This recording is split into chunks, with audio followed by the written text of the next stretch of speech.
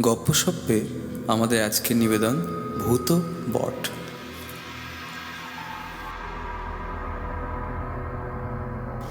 অনেক চেষ্টা করেও আজও ভুলতে পারিনি চৈত মাসের সেই বিশেষ সন্ধ্যাটার কথা। ছর্দির মেজ ছেলের প্রথমা কন্যার মুখে ভাত, বিশেষভাবে নিমন্ত্রণ করেছে, অতএব যেতেই হবে। ক্যামেরা কাঁধে নিয়ে দুপুরেই ক্লাস সেরে শান্তিপুরের এক ছাত্রের মোটর সাইকেলে চেপে রওনা দিলাম দিকনগরের উদ্দেশ্যে। খাওয়া দাওয়া শেষ করে ফিরতে রাত হয়ে যাবে, তাই নাতনিকে আশীর্বাদ করে সামান্য গল্পগুজব করে একটু মিষ্টি আর চা পান করেই বেরিয়ে পড়তে চেয়েছিলাম। কিন্তু নানা সময়ে সব কুটুম্বরা এসেছে, দীর্ঘদিন পরে দেখা, ফলে গল্পে গুজবে হৈ হৈ রইয়ে রইয়ের মধ্যে কোথা দিয়ে যে ঘড়ির কাঁটা 7টার ঘরে ঢুকলো খেয়ালই থাকলো না। না না, আর দেরি করা ঠিক হবে না। বিনয়ের কাছে ভূত বটগাছের অবস্থানটা জেনে নিয়ে ওদের গ্রামের রাস্তা ছেড়ে মাঠে যাওয়ার সমান্তরাল রাস্তায় যখন নামলাম, তখন আকাশের তারা ফুটতে শুরু করেছে। বাড়িতে বাড়িতে উঠেছে শঙ্করধ্বনি। দ্রুত বেঁকে পা ছেলাই। বিখ্যাত ভূত বটগাছটা দেখেই বাসে উঠব। সামান্যই পথ, মাত্র 2 কিলোমিটার। মাঝে কি একটা গ্রাম পড়ল, সেটা পার হতেই মাঠের দিক থেকে হন করে একটা লোক রাস্তায় উঠল। যাক, ভালোই হলো, নির্জন পথে একটা যাত্রী পাওয়া গেল। ও দাদা, দাঁড়াও দাঁড়াও, একসঙ্গে যাই গল্প করতে করতে। কিন্তু কে শোনে কার কথা? হন করে যেমন চলছিল তেমনই চলতে লাগলো সে। আকাশে হালকা জ্যোৎস্না, দশমীর চাঁদ, মাঠ এবং গ্রামের গাছপালা ঘরবাড়ি সবই কেমন যেন ছায়া ছায়া রহস্যময় হয়ে উঠেছে। এমনকি সামনের জলজ্যান্ত মানুষটাও যেন রহস্যময়। দক্ষিণে যাচ্ছি তো যাচ্ছি, পথ যেন শেষ আর হয় না। আধ ঘন্টা হয়ে গেল, অথচ ভূত বটের সন্ধান নেই এখনো। ভিতরে ভিতরে ঘেমে উঠছি। ভুল রাস্তায় চলে যাচ্ছি না তো? একটা চৌমাথা পড়তেই দাঁড়ালাম, একটা সিগারেট ধরালাম।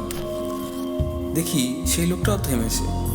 কি কি দাদা, ঠিক রাস্তা ধরে যাচ্ছি তো? ভূত বট আর কত দূর? সে মুখে কোনো উত্তর না দিয়ে ইশারায় হাত তুলে দেখালো, এই তো সামনেই। তারপরেই যেমন সে হাঁটছিল তেমনই হাঁটতে লাগলো সমান গতিতে।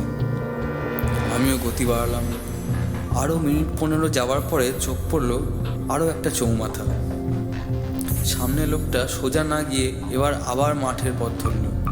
কিন্তু মাঠের দিকে যাচ্ছে কেন? ওদিকে তো শুধুই মাঠ। একটু সন্দেহ হলো আমার। তুমি যেই হও বাপু, তোমার পথে যাচ্ছে না কিছুতেই। বাঁ দিকের পথ ধরে গাঁয়ের দিকেই হাঁটতে শুরু করে দিল। পিছন থেকে কোনো শব্দ না করেই ঝড়ের গতিতে গাঁয়ে ঢুকলো এক সাইকেল আরোহী। হাত কুড়ি এগোতেই গাঁয়ের দিক থেকে মুখ ঢেকে এগিয়ে এলো একটা লোক। ও দাদা, ভূত বটটা কত দূর বলতে পারেন? একটু ঘুরে দাঁড়িয়ে আঙুল তুলে দেখালো, ওই তো সামনেই। যাক, তাহলে ঠিক পথেই এসেছি। শুনশান রাস্তা, পিছনে তাকাই, আরে আমার সেই পুরনো সঙ্গীটাই জানা জানা। চোট্টর নয় তো? হাতে ঘড়ি আংটি আছে, সঙ্গে কিছু টাকাও আছে। বলা যায় না কার মনে কি আছে। হাঁটতে হাঁটতে ঘড়ি আংটি দুটো প্যান্টের পকেটে ঢুকিয়ে নিই। সাবধানের মার নেই বাবু। আরও মিনিট সাথে হাঁটার পর 2-1 কুকুরের ডাক কানে এলো। বাঁশবাগানের ফাঁক দিয়ে আলোর ঠিকানাও মিলল। যাক, আর কোনো ভয় নেই। গ্রামে যখন ঢুকে পড়েছি তখন আর কি। এরই মধ্যে দেখি পিছনের লোকটা হুম করতে করতে একরাশ ধুলো উড়িয়ে এগিয়ে গিয়ে দাঁড়ালো একটা গাছের তলায়। আচ্ছা লোক তো, যাবি যা, আবার বাচ্চাদের মতো ধুলো ওড়াস কেন? বিরক্তি প্রকাশ করতেই সামনের গাছের মাথা থেকে ঝটপট ডানা ঝাপটিয়ে মাথার ওপর ঘুরপাক খেতে লাগলো 2 জোড়া শকুন। আর গাছ থেকে ভেসে এলো ট্যাঁ ট্যাঁ ট্যাঁ।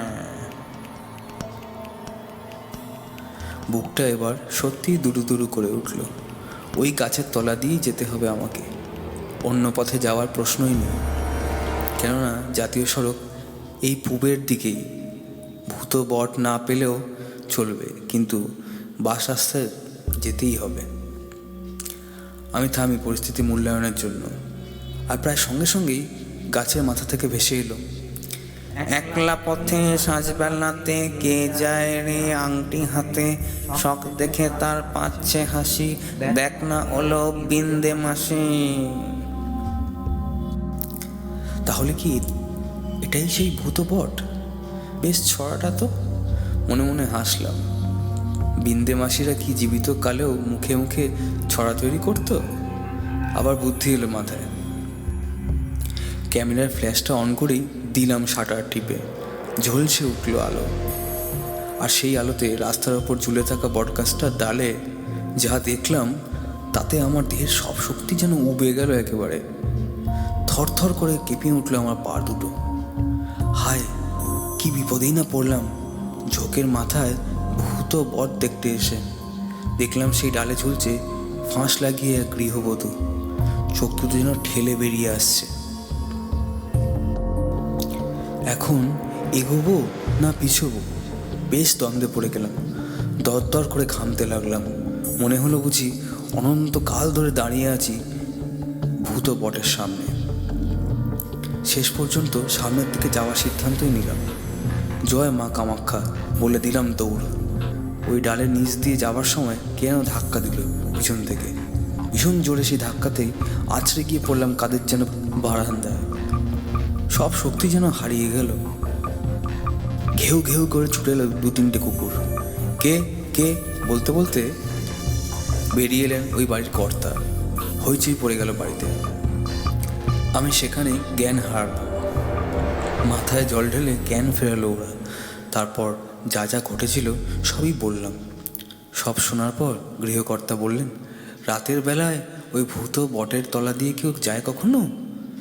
যত সব ভূত পেতনির আড্ডা ওই গাছে। তখনই 10-12 জন লোক লাঠি টাঙ্গি নিয়ে ছুটে গেল হ্যারিকেন নিয়ে। কিন্তু কোথায় কি, সব উধাও। হনুমানের হুপ হাপ আর শকুনের কান্না ছাড়া কিছুই শুনতে পেলেন না তারা। অশরীরী আত্মার কোনো অস্তিত্বই নেই সেখানে। ওদের কাছেই শুনলাম প্রায় 100 বছর আগে একটা বউ ওই গাছে গলায় দড়ি দিয়েছিল।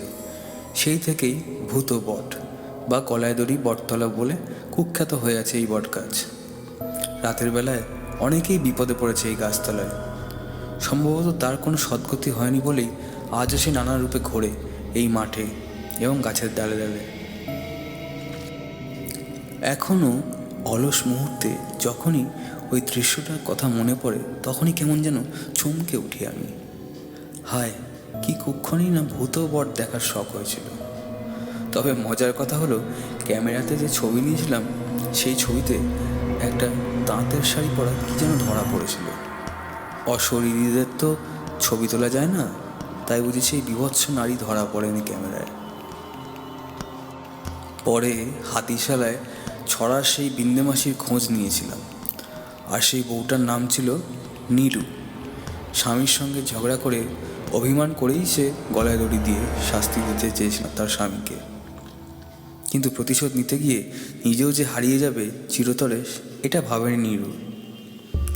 অবশ্য যারা আত্মহত্যা করে ঝোঁকের মাথায়, তারা যদি নিজের পরিণতি চিন্তা করার অবকাশ পায়, তাহলে কি আর দেশে দেশে এত সব আত্মহত্যা ঘটনা ঘটে না ভূত প্রেত জিনের সৃষ্টি হয়?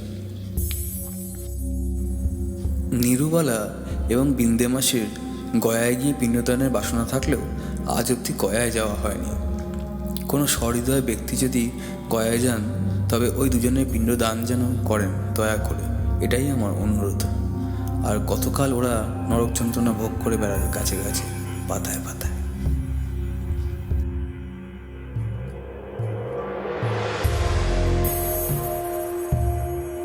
আশা করি গপ্পসপ্পে আমাদের আজকের নিবেদনটি আপনাদের ভালো লেগেছে। ভালো লেগে থাকলে লাইক, শেয়ার ও সাবস্ক্রাইব করতে ভুলবেন না কিন্তু। ধন্যবাদ।